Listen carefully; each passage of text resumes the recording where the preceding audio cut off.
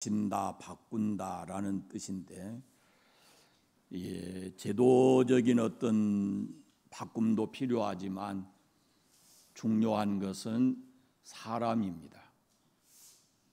사람 자체가 바꿔져야 됩니다. 그것이 안 되면은 사람을 바꿔야 합니다. 내 마음 속에 아직도 바꿔져야 될 부분들이 참 많이 있습니다. 속에 있는 성품도 그렇거니와 삶도 마찬가지입니다. 그리스도께서 우리에게 원하시는 이런 분량에까지 우리가 성숙한 그리스도인이 되기 위해서는 끊임없이 하나님 말씀을 통해서 우리 자신의 내면의 세계와 그리고 밖으로 드러나는 우리의 삶이 달라져야 할 줄로 믿습니다.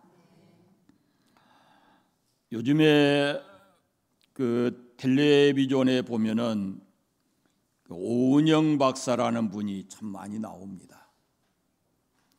2006년에 SBS 방송국에서 우리 아이가 달라졌어요라는 프로그램을부터 출발을 해서 요즘에는 채널 A에서 금쪽 같은 내 새끼 이런 프로그램에 나와가지고 자녀들에 대한 상담을 해주고 그걸 개선해주는 그런 내용들을 볼 수가 있습니다. 물론 이 오은영 박사뿐만 아니라 각 분야의 우리나라에서는 전문가들이 있습니다. 우리 신앙적인 면도 그런 상담을 해주시는 분이 계시고 또 이단에 대한 전문가들도 있어서 매년마다 연구하고 어느 것이 무엇이 잘못됐는지 또 그 이단에 빠져 있는 사람들을 어떻게 하면 구해낼 수 있는지 이런 것까지 끊임없이 연구하고 상담해 주는 그런 분들이 있습니다. 그러나 우리가 이런 전문가들의 도움을 받기 위해서는 세 가지 문제가 있습니다. 첫째는 그 분야의 전문가를 찾는다는 그것이 첫째 문제고, 두 번째는 시간이고, 세 번째는 비용의 문제입니다. 전문가라고 해서 모든 분야를 다 알 수 있는 것은 아닙니다. 그래서 그 분야에 내가 원하는 분야의 전문가를 찾아야 합니다. 또 전문가를 찾았다 그래도 우리가 원하는 시간에 상담을 할 수 있거나 그를 만날 수 있는 것이 아닙니다. 시간을 오래 기다려야 할 수도 있습니다. 또 이 상담이 그냥 해주는 것이 아닙니다. 상담에 대한 상당한 대가를 지불해야 하는 것입니다. 그래서 요즘에는 그냥 오픈해서 강의하는 사람들, 전문가들이 그런 분야에 또 인기가 있습니다. 특별히 텔레비전에 김창욱 씨라는 분이 나와서 이 가정관계라든지 여러 이야기를 할 때 거기에 쏠려 있는 사람들의 관심이 굉장히 높습니다. 이제는 그분들이 이렇게 오픈해 놓으면 자기가 맞는 시간에 이렇게 가서 들을 수 있는 그런 내용들이 있습니다. 그럼에도 불구하고 그런 강의를 한 번씩 들으려면은 굉장히 많은 경쟁률을 뚫어야 가서 그 자리에 앉아서 그런 강의를 들을 수가 있습니다. 저는 오늘 여러분에게 아무런 대가도 없이 언제든지 모든 문제를 상담해 줄 수 있는 분을 소개하려고 합니다. 모든 문제 아무 대가 없이 언제든지 상담을 해주고 해결해 주실 수 있는 분이 있습니다. 그분이 바로 오늘 성경에 소개되는 보혜사 성령이십니다. 보혜사라는 말은 헬라 말로 파라클레토스 그러는데 하나님께로부터 보내심을 받아서 우리를 위해서 돕기 위해 와 계시는, 항상 함께 계시는 분, 그런 뜻입니다. 이 보혜사 성령님은 2000년 전 오순절 마가의 다락방에 오신 이후로 지금까지도 교회와 성도들을 떠나지 아니하시고 항상 함께 계십니다. 예수님이 십자가에 죽고 부활하신 후에 40일 동안 제자들과 함께 계셨습니다. 그리고 이제 승천할 날이 가까워서 예수님이 제자들에게 내가 떠난다라고 말씀하셨어요. 예수님께로부터 이 말씀을 들은 제자들은 아마 앞이 캄캄했을 겁니다.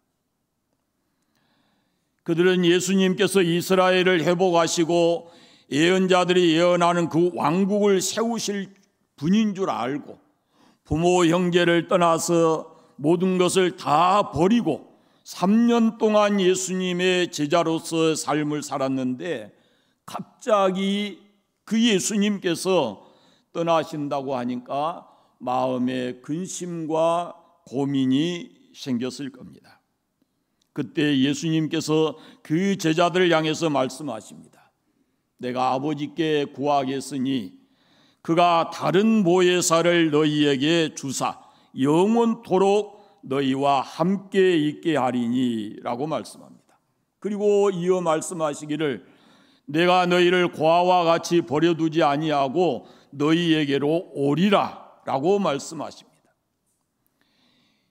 보혜사 성령님이 오셔서 예수님과는 다른 형태로 우리와 함께 계시겠다라는 약속의 말씀입니다. 지금 여러 주에 걸쳐서 제가 하나님의 이름을 쭉 이렇게 설교해 오고 있습니다. 오늘 이제 그 마지막 말씀으로 다른 보혜사에 대한 말씀을 드리려고 하는 겁니다. 첫째, 다른 보혜사 그랬습니다. 성령님을 가리켜서 다른 보혜사라고 하는데 여기에 다르다는 말이 헬라어에는 두 가지 말이 있습니다. 알로스라는 말과 헤테로스라는 말이 있습니다. 이 알로스라는 말이 뭐냐면은 똑같은 두 개가 있는데, 똑같은 것이 있는데 두 개 중에 하나를 표현할 때 쓰는 말입니다. 그리고 헤테로스는 전혀 다른 것을 말할 때 다르다 이런 표현을 씁니다. 그런데 예수님께서 다른 보혜사를 너희에게 주사 영원토록 너희와 함께 있게 하시겠다라고 말씀하실 때 사용된 헬라어는 알로스 파라클레토스입니다. 그러니까 나와 똑같은 다른 것을 보내겠다라고 말씀합니다. 나와 똑같은 다른 보혜사, 그런 뜻입니다. 예수님과 다르지 않고, 다른 보혜사는 예수님과 다르지 않고 똑같다라는 그런 말씀입니다. 그러므로 이 성령님이 오시면 예수님과 다른 일을 하시는 것이 아니고 예수님이 하시던 일을 계속해서 이어서 하신다라는 뜻이 있습니다.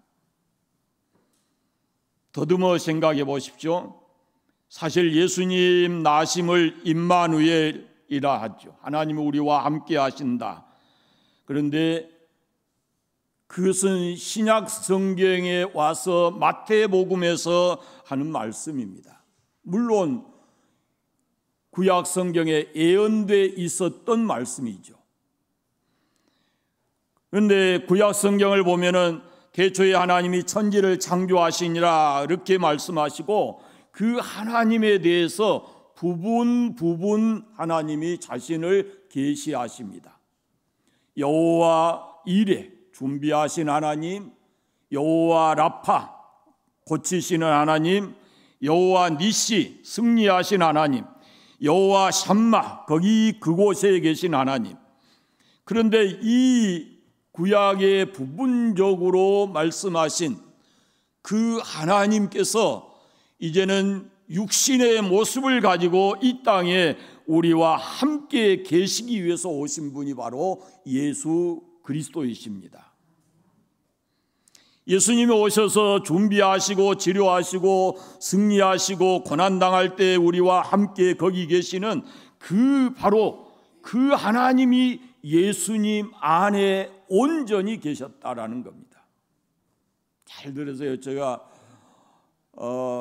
굉장히 좀 안타까운 그런 신앙의 면들을 한번 보겠습니다. 여러분은 하나님, 예수님, 성령님 이분들이 서로 다른 분입니까? 한 분입니까? 확실한 신앙을 가지셔야 합니다. 천지를 창조하시고 우리를 위해서 준비하시고 고치시고 승리하게 하시고 고난당할 때 거기 함께 계셨던 그 하나님께서 예수님의 몸을 입고 우리와 함께 거하시려고 이 땅에 오신 분이, 하나님이 우리와 함께 계시려고 오신 분이 바로 예수님이십니다. 그러니까 그 예수님 안에 하나님이 부분적으로 나타났던 모든 부분이 예수님 안에 다 있습니다.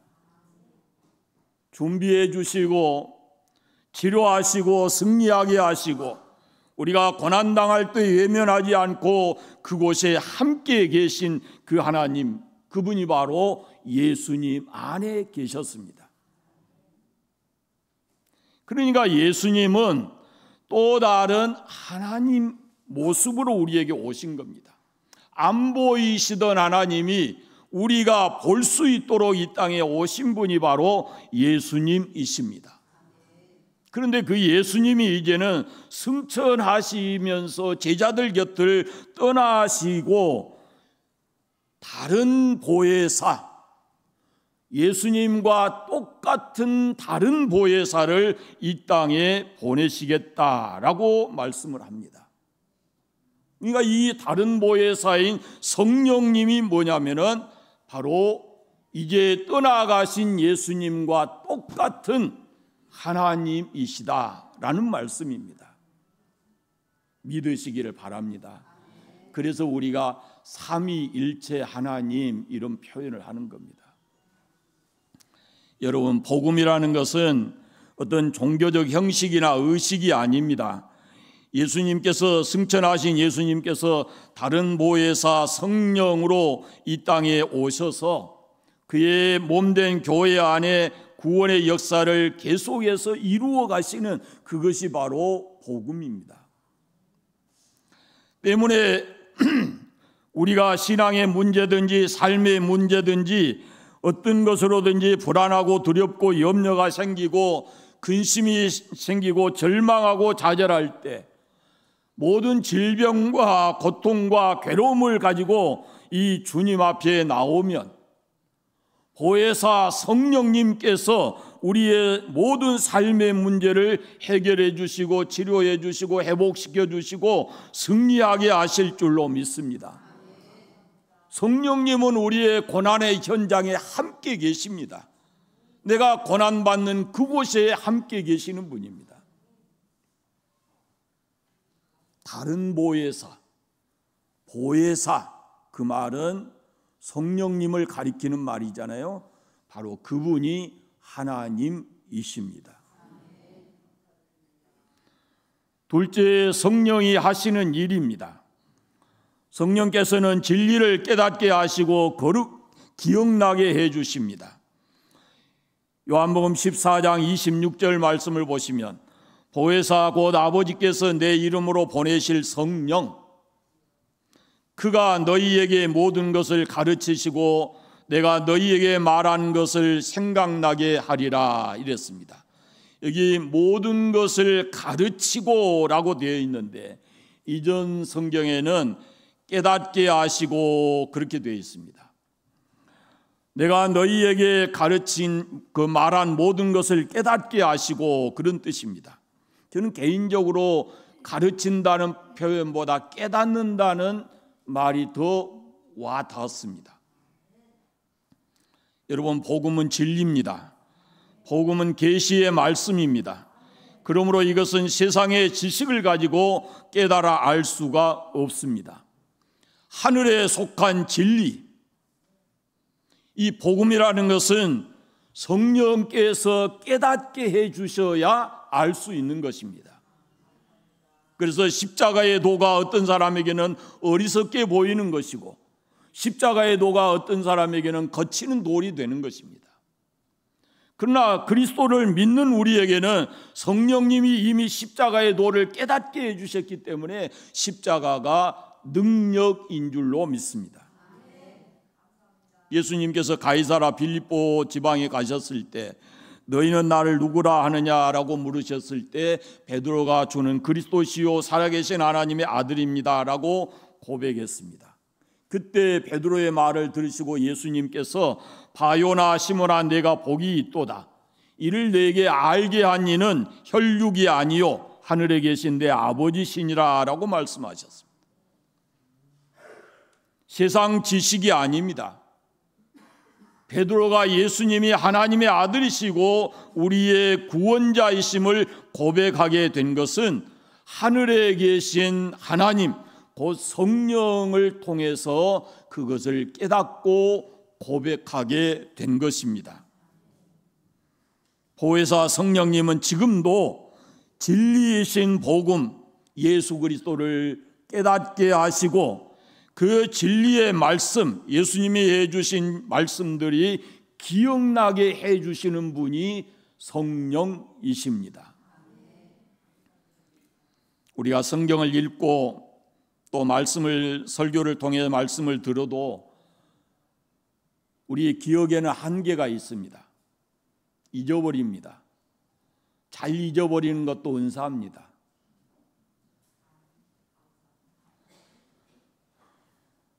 그런데 말씀을 듣는 순간에 잊어버리지만은 말씀을 읽는 순간, 말씀을 듣는 순간에 그 하나님의 말씀이 살아있어서 우리에게 역사하시는 줄로 믿습니다. 그래서 생명의 양식이 되고 우리의 삶의 문제가 그 말씀을 읽는 순간, 듣는 순간에 치유되고 해결되고 회복의 역사가 일어나는 것입니다. 우리가 말씀을 대할 때 어떤 방법으로든지 그걸 읽든지 듣든지 묵상하든지 할 때 성령님이 역사해서 성령님이 그와 같은 역사를 해내시는 겁니다. 우리가 다 잊어버린 것 같지만 우리의 삶의 현장에 나가서 살다 보면 필요한 때에 하나님의 말씀이 문득 떠오릅니다. 그것이 바로 성령의 역사인 줄로 믿습니다. 말씀을 통해서 우리로 하여금 하나님 복음에 합당한 사람으로 살아가게 하는 겁니다. 고린도전서 12장에 보면은 그러므로 내가 너희에게 말하노니 하나님의 영으로 말하는 자는 누구든지 예수를 저주할 자라 하지 아니하고 또 성령으로 아니하고는 누구든지 예수를 주시라 할 수 없느니라 이렇게 말씀되어 있습니다. 그러니까 성령으로 말미암지 않고는 예수님을 자기의 주로 고백할 수 없다라는 말씀입니다. 성령께서는 우리를 깨닫게 해주시고 예수님이 우리의 주 되심을 고백하게 하시는 분입니다. 또 하나 성령께서는 오셔서 우리를 성결하게 해주십니다. 우리의 허물과 죄, 이 세상의 풍속, 마귀의 권세를 인간의 힘으로는 이길 수가 없습니다. 그런데 이 모든 것에서부터 우리를 자유하게 해주시는 분이 바로 성령이십니다. 그 모든 것의 작업은 예수님이 십자가를 통해서 완성해 놓으셨어요. 그러나 우리로 하여금 그것을 믿고 그 은혜를 누리고 살아가게 하시는 분은 바로 보혜사 성령이십니다. 로마서 1장 8장에 보면은 그러므로 이제 그리스도 예수 안에 있는 자에게는 결코 정죄함이 없나니 이는 그리스도 예수 안에 있는 생명의 성령의 법이 죄와 사망의 법에서 너를 해방하였다라고 말씀합니다. 죄와 사망의 법에 묶여져 있던 우리를 생명의 성령의 법이 그 죄와 사망의 법에서 우리를 해방시켜 주셨다라는 겁니다. 그러므로 성령이 우리 안에서 역사할 때 우리는 허물과 죄로부터, 이 세상과 공중의 권세자로부터 진정한 자유와 해방을 누리게 될 줄로 믿습니다. 사람들의 굳은 의지, 결단만으로는 이런 우리를 얽어매고 있는 이런 굴레로부터 벗어날 수가 없어요. 공부 많이 한다 그래서 사단의 권세에서 벗어날 수 있는 것이 아니에요. 아무리 많이 배우고 이름 있고 세상 사람들에게 존경받는 사람일지라도 자기 의지만을 가지고는 어둠의 권세에서 벗어날 수가 없어요. 그러니까 그 어마어마한 이름을 가지고도 세상 모든 사람들이 깜짝 놀랄 만한 죄를 범하고 삽니다. 인간의 힘으로 할 수 없지만 그러나 성령이 오시면 그 모든 것으로부터 해방되어질 줄 믿습니다. 생명의 성령의 법이 우리를 해방시켜서 자유하게 합니다. 성령이 임하시면 끊임없이 우리에게 이 자유와 해방을 안겨주십니다. 주의 영이 있는 곳에 자유함이 있다 그러잖아요. 진리를 알지니 진리가 너희를 자유케 하리라 이렇게 말씀하세요. 하나님의 진리를 성령을 통해서 깨닫게 되면 죄에서 자유하게 되고, 사단의 권세로부터 자유하게 되고, 질병의 사슬에서 놓여 풀려지게 되고, 저주와 가난에서 풀려나게 되고, 사망 권세로부터 우리가 풀려날 수가 있는 것입니다. 이것이 보혜사 성령이 오셔서 하시는 일입니다. 말씀드린 대로 예수 그리스도께서 십자가에 죽고 부활하심으로 인해서 이루어 놓으신 그 모든 역사를, 그것을 우리에게 적용해서 우리가 그것을 누리고 살아갈 수 있도록 해주시는 분이 바로 성령 하나님이십니다. 또한 성령께서는 우리로 하여금 복음을 증거할 수 있는 능력을 주십니다. 우리가 익히 잘 아는 대로 사도행전 1장 8절에 오직 성령이 너희에게 임하시면 너희가 권능을 받고 예루살렘과 온 유다와 사마리아와 땅끝까지 이르러 내 증인이 되리라 이렇게 말씀하십니다. 성령이 오셔야 우리가 새 사람이 되고 더 나아가서 믿음과 하늘나라에 대한 소망을 가지고, 확신을 가지고 또 다른 누구에게인가 이 복음을 증거하게 되어진다라는 말씀입니다. 성령님과 우리와의 관계를 말씀드리려고 합니다. 성령님은 우리에게 중생의 체험을, 거듭남의 체험을 갖게 하시는 분입니다. 복음을 전하고 말씀을 들어도 돌같이 굳어있던 이 마음에 성령이 임하시면 자기 죄를 깨닫게 되고 통회하고 자복하게 되는 것입니다. 그렇게 주 예수님을 박해하고 욕하고 반대했던 사람이 어느 날 갑자기 눈물을 흘리면서 가슴을 치고 회개하는 것은 바로 성령이 그에게 역사하시기 때문입니다. 여러분이 성령의 역사에 대해서 강한 체험을 갖게 되기를 바랍니다. 그러면은 사도 바울과 같이 나의 나된 것은 주님의 은혜다라고 고백하지 않을 수가 없습니다. 디도서 3장에 보면은 우리를 구원하시되 우리의 행한 바 의로운 행위로 말미암지 않고 오직 그의 긍휼하심을 쫓아 중생의 씻음과 성령의 새롭게 하심으로 하셨다라고 말씀되어 있습니다. 우리는 죄 가운데서 태어나서 헛된 생각과 부패한 마음과 악한 행동을 하면서 살아왔는데 어떻게 우리가 이렇게 새로운 사람이 됐는가? 그것은 성령님의 역사로 새롭게 되었습니다. 성령의 역사하심으로 우리는 새 사람이 되었습니다. 새 사람이 된 이후에 이제는 우리는 그분이 주시는 은혜와 평강을 누리게 되고 삶의 기쁨을 가지고 살아가게 될 뿐만 아니라 우리를 대적하는 모든 악한 영들과 싸워서 이기고 자유할 수가 있는 것입니다. 여러분, 예수 믿는 여러분, 여러분의 삶이 즐겁고 행복하십니까? 기쁘세요? 성경 곳곳에 주를 믿는 우리에게 기뻐하라, 항상 기뻐하라, 다시 말하는데 기뻐하라 이렇게 말씀하고 있어요. 우리가 성령께서 우리 안에 오시면 걱정과 근심 대신에 우리 안에 기쁨이 샘솟듯 일어나게 될 줄로 믿습니다. 성령이 여러분에게 역사하심으로 모든 두려움으로부터 자유하고 여러분 속에 기쁨과 평강이 넘치시기를 바랍니다. 성령님이 오시면 우리로 하여금 하나님을 아바 아버지라 부르게 합니다. 갈라디아서 4장에 보면은 너희가 아들임으로 하나님이 아들의 영을 우리 마음에 보내사 아빠 아버지라 부르게 하셨다라고 말씀합니다. 우리가 성령님이 오시면 거리낌이 없이 하나님을 향해서 내 아버지라고 부를 수 있다는 것입니다.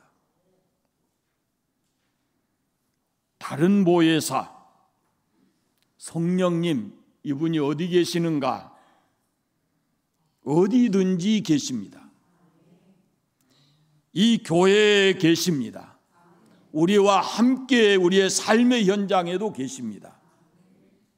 더 중요한 것은 그분은 우리 속에 계십니다.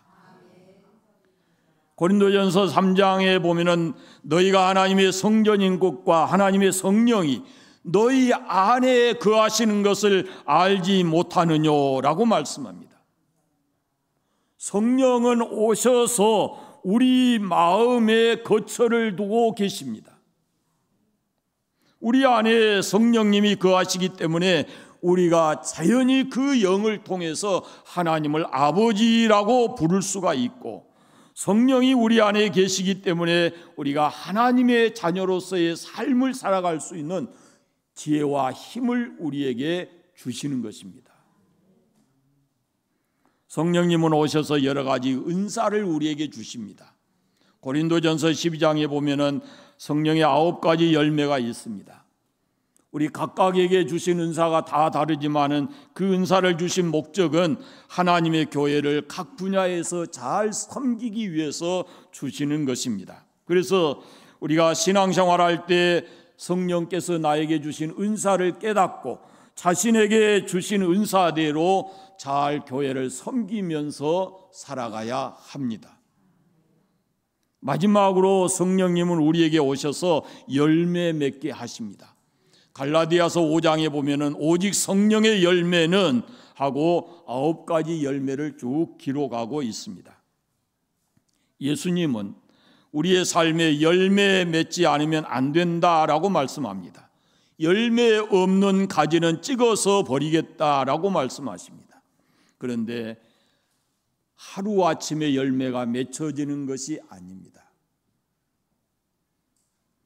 나무를 접을 붙여 놓는다든지 이럴 때 또 나무 좋은 열매를 거두려고 할 때 처음에 상품이 안 된 것은 어떻게 해요? 자꾸 따버리죠. 너무 또 많이 열려도 필요 없는 것들은 따내잖아요. 그처럼 우리가 열매가 하루아침에 그냥 온전히 주님이 원하시는 그런 열매가 맺혀지는 게 아니에요. 그 열매가 온전히 맺혀지기 위해서는 시간과 정성이 필요해요.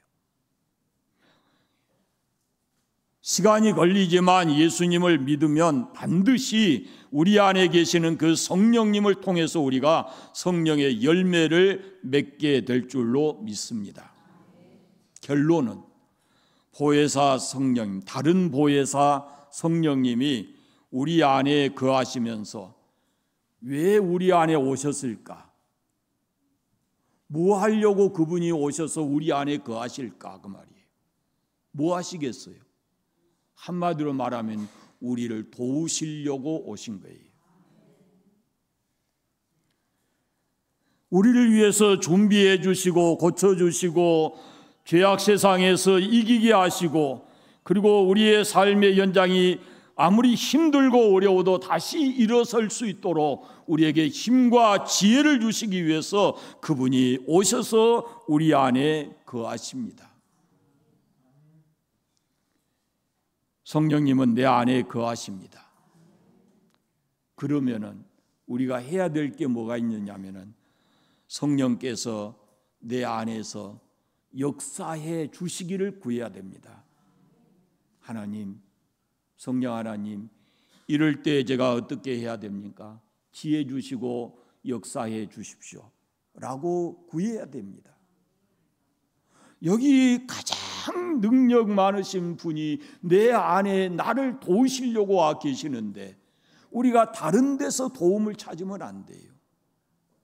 예수 믿는다는 것은 내 안에 와 계시는 하나님의 성령, 그분에게 우리가 모든 것을 맡기고 그분의 도움을 구해야 된다라는 말씀입니다.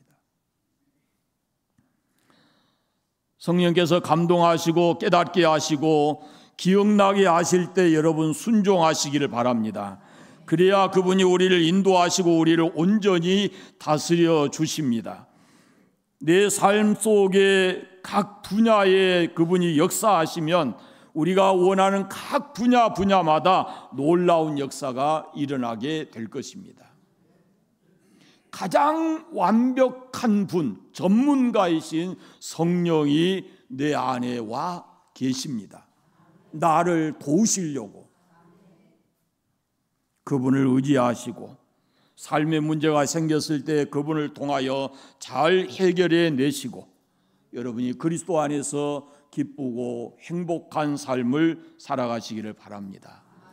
이것이 창조주 하나님이시고 마지막에 이 땅에 다시 오셔서 이 땅을 심판하실 하나님을 믿는 사람들의 축복인 것입니다. 여러분이 이 축복을 누리고 살아가시기를 바랍니다. 기도하겠습니다. 감사합니다. 하나님 아버지, 오늘 또 주님 앞에 나와 온 마음을 다해 예배하고 주께서 우리에게 주시는 말씀을 함께 들었습니다. 성령님 우리 안에 계시고 우리를 도우시는 분인데 우리가 성령의 역사를 경험하며 살아갈 수 있도록 은혜 베풀어 주옵소서. 성령님께서 우리의 모든 삶을 위해서 준비하시고 고치시고 또 승리하게 하시고 회복하게 하시는 분인 줄 믿습니다. 우리의 모든 삶에 역사해 주셔서 날마다 우리가 삶의 문제로 주저앉지 않게 하시고 승리하게 하시고 매일매일 기쁘고 즐거운 소망 있는 삶을 살아갈 수 있도록 우리를 인도하여 주시옵소서. 성도들의 삶의 현장이 행복하게 해주시기를 간절히 원하옵고 예수님 이름으로 기도드립니다. 아멘.